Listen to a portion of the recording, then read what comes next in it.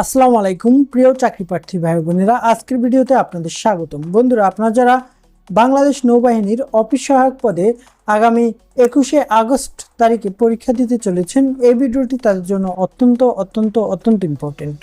বন্ধুরা, এই ভিডিওতে আমি আপনাদের জন্য 70টি মোস্ট ইম্পর্টেন্ট এমসিকিউ প্রশ্ন দেখাবো ইনশাল্লাহ। এখান থেকে হুবহু অনেকগুলো প্রশ্ন আগামী 21শে আগস্ট তারিখের পরীক্ষায় আপনারা কমন পেয়ে যাবেন। তাহলে বন্ধুরা, ভিডিওটি একটু না টেনে প্রথম থেকে শেষ পর্যন্ত দেখবেন। আর আপনাদের প্রতি একটি অনুরোধ থাকবে, ভিডিওতে একটি লাইক দিয়ে দেওয়ার, চ্যানেলটিতে সাবস্ক্রাইব করার। আর কে কোন জেলা থেকে আমার ভিডিওটি দেখছেন তা অবশ্যই কমেন্টে জানিয়ে দিবেন। তাহলে চলুন শুরু করি।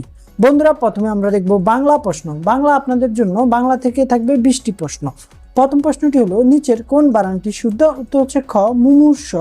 দেখুন, মুমূর্ষু বানানটিটা আপনি একটু খেয়াল করুন। মুমূর্ষু বানান, এই যে মুমূর্ষু বানান, প্রথমে কিন্তু ময়ের সুকার, তারপর হচ্ছে ময় দিগুকার, তারপরে শয়ে রেফ রুসুকার, হ্যাঁ, মূর্ধন্য স, উপরে রেফ, নিচে রুসুকার, তাহলে কি মুমূর্ষু। হ্যাঁ, এই মুমূর্ষু বানানটি কারেক্ট।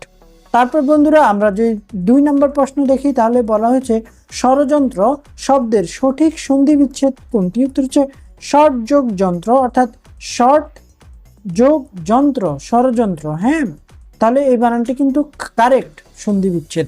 তাহলে পরবর্তীতে 3 নম্বর প্রশ্ন, সিংহাসন শব্দটি কোন সমাসের উদাহরণ? উত্তর হচ্ছে মধ্যপদ লোভী কর্মধারয় সমাস। উত্তর হচ্ছে সিংহ চিহ্নিত আসন সিংহাসন, অর্থাৎ মধ্যপদ লোভী কর্মধারয় সমাস।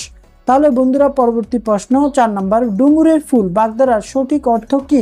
উত্তর হচ্ছে দুর্লভ বস্তু। বন্ধুরা, ডুমুরের ফুল দেখা যায় না বললেই চলে, তাই এই ডুমুরের ফুল মানে হচ্ছে দুর্লভ বস্তু। হ্যাঁ, তারপর 5 নম্বর প্রশ্ন, যে নারীর স্বামী ও পুত্র নেই তাকে কি বলে? স্বামী ও পুত্র নেই যে নারী, তাকে বলে অবিরা। অবিরা, স্বরে ও ভয় দিগিকার বয়সীর্ণ রয়কাররা, অবিরা শব্দের অর্থ যে নারীর স্বামী ও পুত্র নেই। তারপর বন্ধুরা, উন্নতি শব্দের সঠিক বিপরীত শব্দ কি? উত্তর হচ্ছে অবনতি। তো বন্ধুরা, এখানে এভাবে আপনাদেরকে মোট সবগুলো 70টি প্রশ্ন দেখাবো। এই 70টি প্রশ্ন থেকে ম্যাক্সিমাম অনেকগুলো প্রশ্ন আপনারা আগামী 21শে আগস্ট তারিখে আপনাদের যে অফিস সহায়ক পরীক্ষা হবে বাংলাদেশ নৌবাহিনীতে, সেখানে কমন পাবেন। আর বন্ধুরা, আপনাদেরকে বলে রাখি, এখনো যারা প্রস্তুতি গুছিয়ে উঠতে পারেননি, অর্থাৎ কি পড়বেন, কোথা থেকে পড়বেন, যারা বুঝতেছেন না, তারা আমার সাথে এই নাম্বারে হোয়াটসঅ্যাপে যোগাযোগ করবেন। এই নাম্বারে হোয়াটসঅ্যাপে যোগাযোগ করলে আপনাকে আমি বিগত সালের সকল ইম্পর্টেন্ট প্রশ্ন দিয়ে দিব। তারপর হচ্ছে একটা এক্সক্লুসিভ প্রিমিয়াম শর্ট সাজেশন দিব।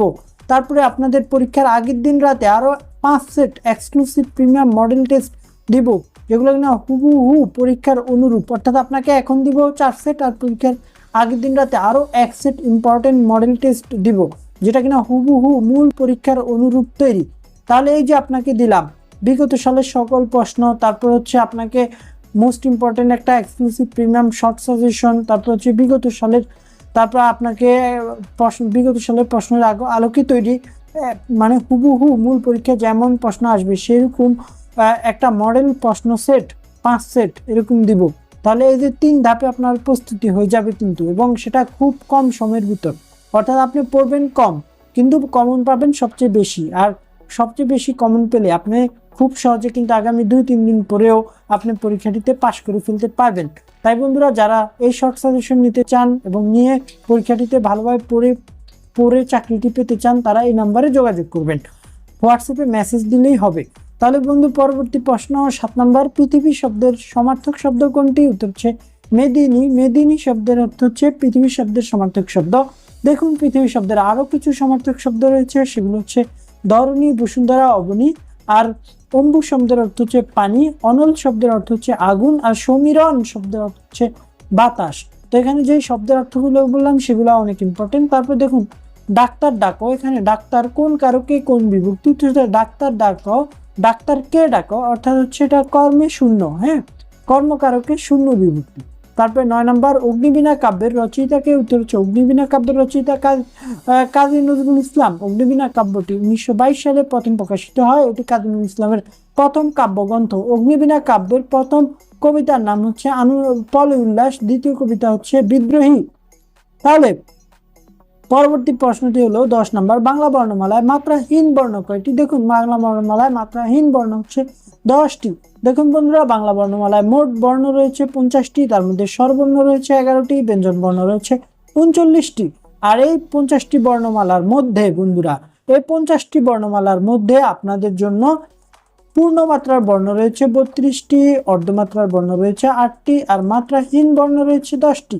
তাহলে পরীক্ষা যদি আসে মাত্রাহীন বর্ণ কয়টি, উত্তর হবে 10টি। অর্ধমাত্রার বর্ণ কয়টি? 8টি। পূর্ণমাত্রার বর্ণ কয়টি? 32টি। তাহলে বন্ধুরা, পরবর্তী প্রশ্ন আমরা দেখব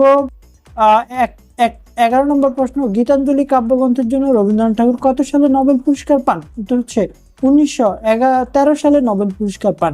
এই গীতাঞ্জলি কাব্যটি ইংরেজিতে সং সাফারিংস নামে অনুবাদ করা হয়, যা কিনা 1913 সালে নোবেল পুরস্কার পায়। তাহলে 12 নম্বর, অক্কা পাওয়া বাগদারার অর্থ কি? উত্তর হচ্ছে মারা যাওয়া। হ্যাঁ, অক্কা পাওয়া এবং পটল তোলা এই বাগদারার অর্থ হচ্ছে মৃত্যুবরণ বা মারা যাওয়া। তারপরে 13 নম্বর, আকুঞ্চন শব্দের বিপরীত শব্দ কোনটি? উত্তর হচ্ছে আকুঞ্চন শব্দের বিপরীত শব্দ প্রসারণ। আকুঞ্চন শব্দের অর্থ হলো গুটিয়ে আনা বা ছোট করা, আর এটার বিপরীত শব্দ বড় করা বা প্রসারিত করা বা প্রসারণ। তাহলে 14 নম্বর, তার বয়স বেড়েছে কিন্তু বুদ্ধি বাড়েনি, এটি কোন ধরনের বাক্য? কিন্তু আছে, তাই এটা একটা যৌগিক বাক্য। কোনো বাক্যে যখন যে ডট ডট সে, যিনি ডট ডট তিনি ইত্যাদি থাকবে, তাহলে সেটা আমরা বুঝবো হচ্ছে জটিল বাক্য। আর যদি এবং এবং থাকে, ও থাকে, কিন্তু থাকে ইত্যাদি থাকলে বুঝবো যৌগিক বাক্য। আর একটা সাধারণ এক সেন্টেন্সের বাক্যগুলো হচ্ছে সরল বাক্য। তাহলে বন্ধুরা, পরবর্তী নিচের কোনটি শুদ্ধ বানান? শুধু ভৌগোলিক বানানটি শুদ্ধ। তাহলে বরফ গলা নদী কার লেখা? বরফ গলা নদী লেখা হচ্ছে জহির রায়হানের লেখা। তাহলে পরবর্তী প্রশ্ন 17, যে গাছে ফল ধরে কিন্তু ফুল ধরে না, উত্তর বনস্পতি। 18 নম্বর, শ্রবণ শব্দের সঠিক প্রকৃতি ও প্রত্যয় কোনটি? উত্তর হচ্ছে শ্রুযোগ অনট মানে হচ্ছে শ্রবণ। তাহলে অন্বেষণ সঠিক সন্ধি বিচ্ছেদ কোনটি? উত্তর অনুযোগ এষণ। অনুযোগ এষণ মানে হচ্ছে কি অন্বেষণ শব্দের সঠিক সন্ধি বিচ্ছেদ। তাহলে কান কাটা এর বাগধারার অর্থ কি? কান কাটা মানে হচ্ছে বেহায়া। হ্যাঁ, কান কাটা মানে বেহায়া, যার মান অপমান বোধ নেই তাকে বলা হয় কান কাটা বা চশমখোর। এর অর্থ হচ্ছে বেহায়া বা নির্লজ্জ। বন্ধুরা, এই ছিল 20টি ইম্পর্টেন্ট প্রশ্ন। এই যে আপনাদেরকে যে 20টি ইম্পর্টেন্ট বাংলা প্রশ্ন দেখালাম, এগুলো কিন্তু আপনাদের এই যে অফিস সহায়ক পরীক্ষাটি নৌবাহিনীতে আগামী 21 তারিখে হবে, সেই পরীক্ষার জন্য অনেক ইম্পর্টেন্ট। এখন আপনাদেরকে বাংলার পরে দেখাবো ইংরেজি প্রশ্ন। ইংরেজি যে প্রশ্নগুলো দেখাবো সেগুলোও কিন্তু অনেক ইম্পর্টেন্ট। তো বন্ধুরা, এখন দেখাবো ইংরেজি প্রশ্ন 21 থেকে 40, অর্থাৎ বাংলায় থাকবে 20টি, ইংরেজি থাকবে 20টি, তারপরে গণিতে 15টি থাকবে, আর সাধারণ জ্ঞানে 15টি। এই হচ্ছে 70টি প্রশ্ন আপনাদের থাকবে পরীক্ষায়। এখন দেখাবো হচ্ছে আপনাদের ইংরেজি প্রশ্ন। বন্ধুরা, ইংরেজি which one is correct spelling হচ্ছে খ নাম্বারটা লাইউটেনেন্ট। তারপর 22 নম্বর প্রশ্ন, what is the synonym of enormous? Enormous মানে হচ্ছে কি হিউজ বা প্লেন্টিফুল বা মেসিভ, গিগান্টিক, এগুলো হচ্ছে কি এনরমাস মানে হচ্ছে প্রচুর বা প্রাচুর্য। তারপর হচ্ছে what is the antonym of? Antonym মানে বিপরীত শব্দ। অপটিমিস্টিক মানে আশাবাদী, তাহলে এর বিপরীত শব্দ হচ্ছে পেসিমিস্ট মানে হচ্ছে নিরাশ বা নিরাশাবাদী বা হতাশাবাদী। হ্যাঁ, তাহলে পেসিমিস্ট মানে হচ্ছে হতাশাবাদী। তারপরে 24 নম্বর, ডাক্তার আসবার পূর্বে রোগী মারা গেল, সেন্টেন্সটা ইংলিশে ট্রান্সলেট করতে হবে। The patient had died before the doctor came. দেখুন, বিফোর যখন থাকবে কোনো সেন্টেন্সে, বিফোর থাকলে এই বিফোরের আগে থাকবে হ্যাড যোগ বি3। আর যদি আপনার আফটার থাকে, আফটার থাকলে আফটারের পরে থাকবে হ্যাড যোগ বি3। তাহলে এখানে বিফোর আছে, তাহলে before the patient had died before the doctor came, তাহলে এটা কি বিফোরের আগে থাকবে হ্যাড যোগ বি3। তাহলে খ নাম্বার বা বি নাম্বারটা। তারপরে হচ্ছে 25 নম্বর প্রশ্ন, হি ডাইড ড্যাশ কলেরা। দেখুন, রোগে মারা গিয়েছে, রোগে মারা গেলে অফ হবে, রোগে মারা গেলে অফ হয়, দুর্ঘটনায় মারা গেলে বাই হয়, আর দেশের জন্য মারা গেলে হয় ফোর। তাহলে এখানে রোগে মারা গেছে, তাহলে দেশের জন্য মারা গেলে ফোর হবে, রোগে মারা গেলে হবে অফ, আর হচ্ছে দুর্ঘটনায় মারা গেলে বাই। এখানে কলেরাতে মারা গেছে তাই অফ হবে ক নাম্বার। তাহলে বন্ধুরা 26 number, who is the correct passive form of who broken the glass? এটা হচ্ছে by um was the glass broken, খ নাম্বারটা। তাহলে বন্ধুরা, পরবর্তী প্রশ্ন 27, the idiom apple of discord means? Apple of discord, apple of means matter of dispute, apple of discord মানে হচ্ছে কি হলো বিবাদের বিষয় বা ঝগড়ার বিষয়, ম্যাটার অফ ডিসপিউট। তাহলে 28 number, what is the noun form of the word accept? অ্যাকসেপ্টের নাউন ফর্ম হচ্ছে অ্যাকসেপ্টেন্স। এই দেখুন কোনো সেন্টেন্সে যখন ANCE তারপরে মেন্ট তারপর হচ্ছে শন থাকবে ইত্যাদি থাকলে আমরা বুঝে নিব সেটা হচ্ছে নাউন। তাহলে অ্যাকসেপ্ট হচ্ছে একটা ভার্ব আর সেটার অ্যাকসেপ্টেন্স হচ্ছে কি, অ্যাকসেপ্টেন্স হচ্ছে নাউন।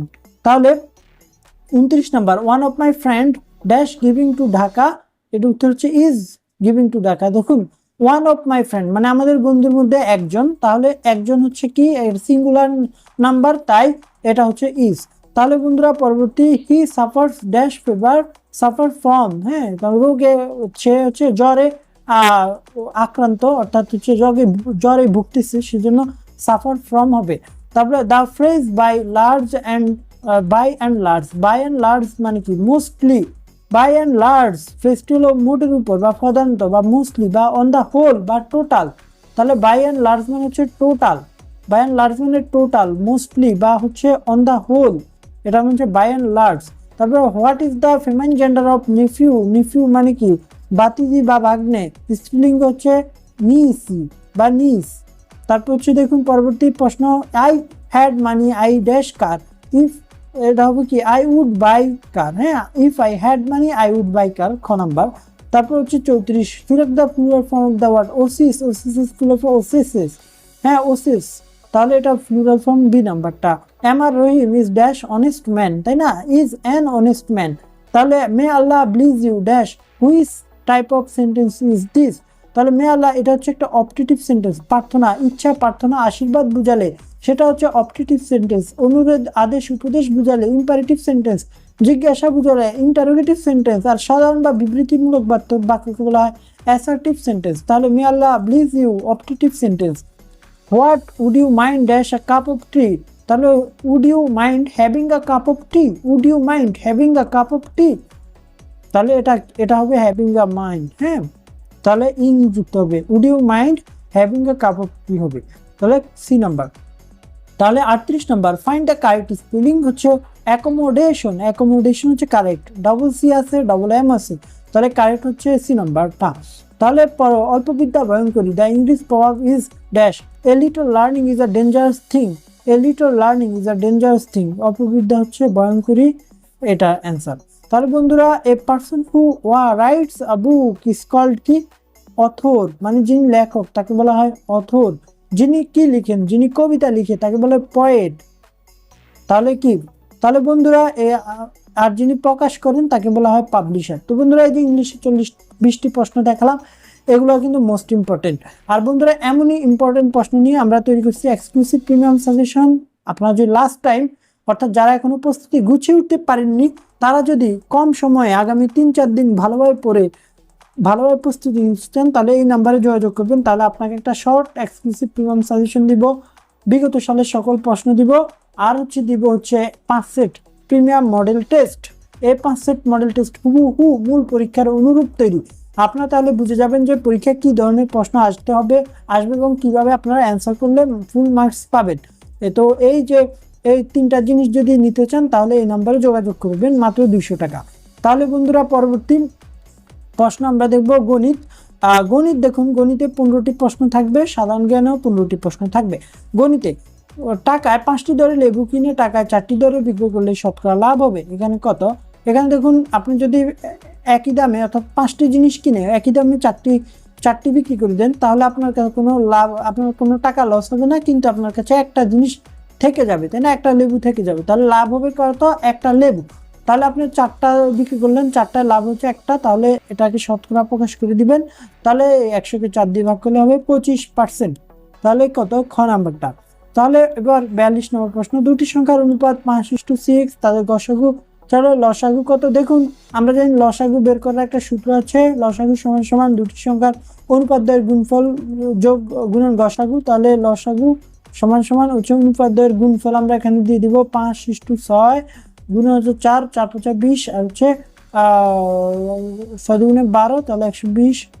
খ নাম্বারটা, গ নাম্বারটা, ক এবং ক একত্রে 12 দিনে করতে পারে, গ এবং ক একা 20 দিনে করতে পারে, খ একা কত দিনে করতে পারবে? তাহলে একত্রে তারা 12 দিনে করতে পারে এবং ক পারে একদিনেই করতে। একটি মানে ক এবং খ একত্রে একটি কাজ 12 দিনে করে, আর ক 20 দিনে একা যদি করে তাহলে সে 20 দিনে পারে ওই একই কাজ করতে। এবং বলা হয়েছে খ একা কাজটি কত দিনে করতে পারবে। তাহলে আমরা প্রথমে লিখব, দেখুন তাহলে আমরা ক এবং খ একদিনে পারে কত, 12 দিনে করতে পারে একটি কাজ। তাহলে একদিনে করে হচ্ছে কতটি কাজ, একদিনে করে একত্রে 1/12 অংশ কাজ। আবার ক নাম্বারটা 20 দিনে করতে পারে, তাহলে ক নাম্বারটা কয়ে পারে কত, কয়ে পারে একদিনে পারে হচ্ছে 1/20 অংশ। তাহলে এখন আমরা যদি এটা হচ্ছে পুরো কাজটা পারে একদিনে দুজনে মিলে করতে, আর এই দুজনে মিলে যেটা করতে পারে সেটা থেকে যদি আমরা ক এর কাজটা বাদ দিয়ে দিই, তাহলে আমরা খ কত অংশ করতে পারে একদিনে সেটা পেয়ে যাব, তাই না? তাহলে আমরা এখন এই একদিনের কাজ থেকে মোট কাজ থেকে আমরা এই ক এর কাজটা বাদ দিয়ে দিব। তাহলে বাদ দেওয়ার নিয়ম হলো ওই ভগ্নাংশটাকে আমরা বিয়োগ করে দিব, আর সেই জন্য আমরা লসাগু নির্ণয় করতে হবে 12 আর 20-এর। 12 আর 20-এর লসাগু আমরা এখন নির্ণয় করব। প্রথমে এই যে 12কে 2 দিয়ে এটাকে ভাগ করে দিব, তাহলে 6, আর এখান থেকে 10, তারপর আবার 2 দিয়ে করলে 3 থাকবে, 5 থাকবে। তাহলে 3 5 15, 5 15 দুগুণে 30, 30 দুগুণে 60। তাহলে দেখুন এখানে থাকবে হচ্ছে 60, এখানে থাকবে 60, তাই না? তাহলে এখন এই 60কে আমরা 12 দিয়ে ভাগ করবো, 5 12 60, আর হচ্ছে কত, এবার 20 দিয়ে 60কে ভাগ করলে হবে 3 20 60, তাহলে এখানে 3। তাহলে বন্ধুরা এখন যদি আমরা দেখুন, এখন যদি আমরা এই যে এটাকে বিয়োগ করে দেই, যে এটা এখান থেকে বিয়োগ করে দেই, তাহলে এখানে নিচে থাকতেছে 60, উপরে থাকতেছে 2। তাহলে এবার এই 2 দিয়ে 60কে কেটে দিলে নিচে থাকে 30, উপরে থাকে 1। তাহলে আমরা পেলাম কি, তাহলে পেলাম ক পারে একদিনে করতে 1/30 অংশ। তাহলে একদিন যদি 1/30 অংশ পারে তাহলে পুরো কাজটা করতে তার সময় লাগবে 30 দিন। তাহলে উত্তর হচ্ছে 30 দিন, গ নাম্বার। তাহলে বন্ধুরা পরে 44 নম্বর অঙ্ক, 1 থেকে 10 পর্যন্ত বিজোড় সংখ্যাগুলোর গড় কত। দেখুন 1 থেকে 10 পর্যন্ত বিজোড় সংখ্যাগুলোর গড় আমরা জানি 1 থেকে 10 পর্যন্ত বিজোড় যে সংখ্যাগুলো আছে সেগুলো হলো 1 3 5 7 9 এই সংখ্যাগুলো, তাই না? এখন এই সংখ্যাগুলো যোগ দিয়ে আমরা এই 5 দিয়ে ভাগ করে দিলে পেয়ে যাব এই গড়টা, তাহলে উত্তর হবে 5, খ নাম্বার। তাহলে 45 নম্বর প্রশ্ন, একটি সংখ্যার 25% যদি 20 হয় তাহলে ওই সংখ্যার 40% কত।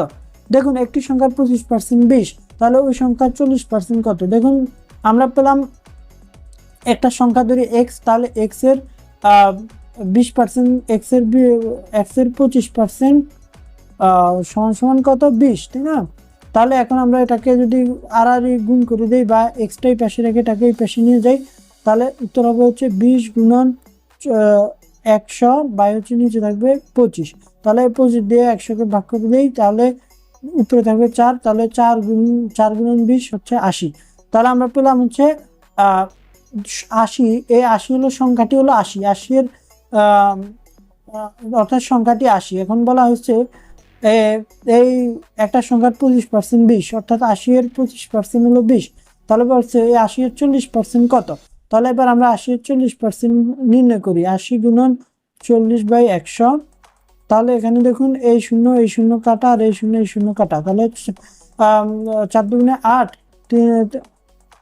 8 না এটা হচ্ছে 8 দুগুণে 16, 4 32, তাই না? 4 32, তাহলে এই 32 হচ্ছে অ্যান্সার, গ নাম্বার। তারপর বন্ধুরা এখন আমরা দেখবো 46 নম্বর প্রশ্ন। এখানে বলা হয়েছে a + b = 5, a - b = 3 হলে a² + b² এর মান কত। আমরা জানি কি, আমরা একটা সূত্র শিখেছি, সেটা হলো 2a² + b², 2a² + b² = কি, 2a² + b² এর সূত্র হলো a + b² + a - b²। এই সূত্র দিয়ে আমরা এখন করে ফেলবো খুব সহজে। তাহলে a + b এর মান দেওয়া আছে 5² হবে, আর a - b এর মান দেওয়া আছে 3, তাহলে 3²। তাহলে আমরা যদি 25 লিখি, 25 আর 3 × 9, তাহলে 9 আর 25-এ কত হয়, 34। 34-এর সাথে 34কে আমরা এবার এই যে 2 দ্বারা ভাগ করে দিব, তাহলে এই 2 দ্বারা ভাগ করে দিলে হয়ে যাবে 17। তাহলে বন্ধুরা অ্যান্সার হচ্ছে গ নাম্বারটা। তাহলে পরবর্তী প্রশ্ন 47 নম্বর প্রশ্ন, একটি ত্রিভুজের ভূমি 8 মিটার, উচ্চতা 5 মিটার সেন্টিমিটার হলে এর ক্ষেত্রফল কত। আমরা জানি যে একটি ত্রিভুজের ক্ষেত্রফল হচ্ছে হাফ গুণন ভূমি গুণন উচ্চতা, তাই না? হাফ গুণন ভূমি গুণন উচ্চতা, হাফ গুণন ভূমি গুণন উচ্চতা যদি ক্ষেত্রফল, তাহলে এখানে দেওয়া আছে, এখানে দেখুন হাফ লিখলাম, তারপর ভূমি দেওয়া আছে 8 মিটার, 8 সেন্টিমিটার, উচ্চতা দেওয়া হচ্ছে 5 সেন্টিমিটার, তাহলে 8কে 2 দ্বারা ভাগ করে দিলে হবে 4 আর 5, তাহলে 4 × 5 = 20, খ নাম্বারটা। তাহলে বন্ধুরা পরবর্তী 48 নম্বর প্রশ্ন। 48 নম্বর প্রশ্ন বলা হয়েছে 1 থেকে 50 পর্যন্ত মৌলিক সংখ্যা কতটি?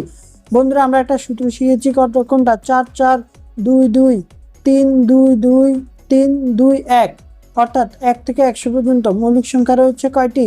25টি। তার মধ্যে 1 থেকে 10 পর্যন্ত আছে 4টি, তারপর 1 থেকে 10 পর্যন্ত 4টি, তারপর হচ্ছে 11 থেকে 20 পর্যন্ত, 11 থেকে 20 পর্যন্ত 4টি, তারপর হচ্ছে 21 থেকে 30 পর্যন্ত 2টি, তারপরে 31 থেকে 40 পর্যন্ত আছে হচ্ছে 2টি, তারপর হচ্ছে 41 থেকে 50 পর্যন্ত আছে হলো কয়টি? 41 থেকে 50 পর্যন্ত 3টি। তাহলে বন্ধুরা আমরা এই পর্যন্ত দেখব, এই পর্যন্ত। তাহলে 4 + 4 হচ্ছে 8, 8 আর 2 হচ্ছে কয়টা? 10, 10 আর 2 12, 12 আর 3 হয় 15, তাহলে অ্যান্সার হচ্ছে 15টি। তাহলে বন্ধুরা পরবর্তী প্রশ্নটি আমরা দেখব 49। 1 × 2 × 0.1 × 0.2 × 0.001 সমান কত? তো বন্ধুরা এখানে দশমিকের গুণ করার ক্ষেত্রে আমরা প্রথমে এই যে 1 2 এবং 1 এর গুণ করব। 1 2 এবং 1 এর গুণ করলে 2 এর সাথে 1 গুণনে 1 করলে হয় 2। আর এখানে দেখুন এই দশমিকের আগে যত ঘর আছে তত ঘর বসিয়ে দিব, দশমিকের পরে যত ঘর, এখানে 1 ঘর 2 ঘর 3 ঘর 4 ঘর 5 ঘর, তাহলে এই দশমিক দিয়ে এখানে 2 লিখবো।